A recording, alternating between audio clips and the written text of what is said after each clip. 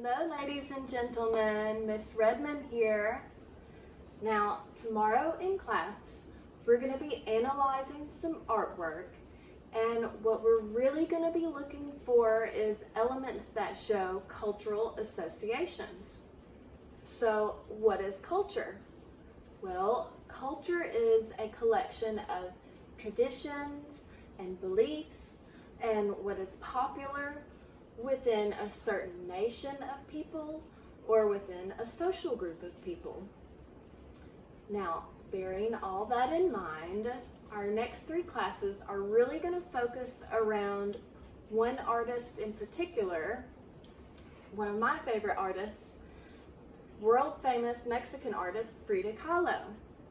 So before we dive into all of this, I'd really like for you all to know a little something about the life of Frida Kahlo.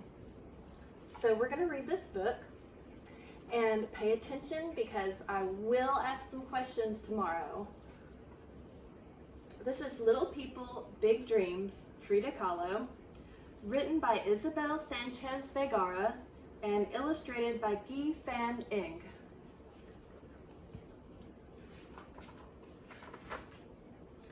Frida Kahlo was born in Mexico. Just by looking at her, you could see she was special. When she was at school, she got very sick.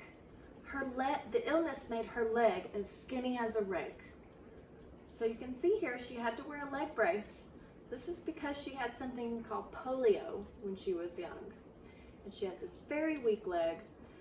And I bet it was difficult to run and play with her friends. I bet that was hard, don't you think? But Frida didn't complain. She was different. She liked to dress differently too. Now here she is getting a family portrait taken. And what did she wear? A men's three-piece suit. So she was such a bold lady. She knew what she liked, and she really wasn't too concerned with what was considered normal or cool. She was just really bold and brave. Then one day, a bus Frida was riding crashed into a car. Life as she knew it changed forever. So she was in an awful car crash, in a bus crash, and she had many injuries. She broke her neck, her back, and she had so much pain and a long road to recovery. After her accident, Frida had to rest in bed. To help the hours pass, she drew pictures of her foot.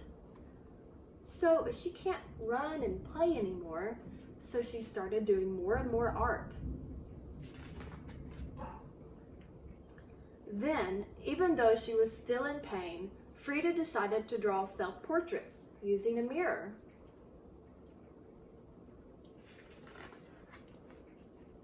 Painting by painting, Frida and her art got better.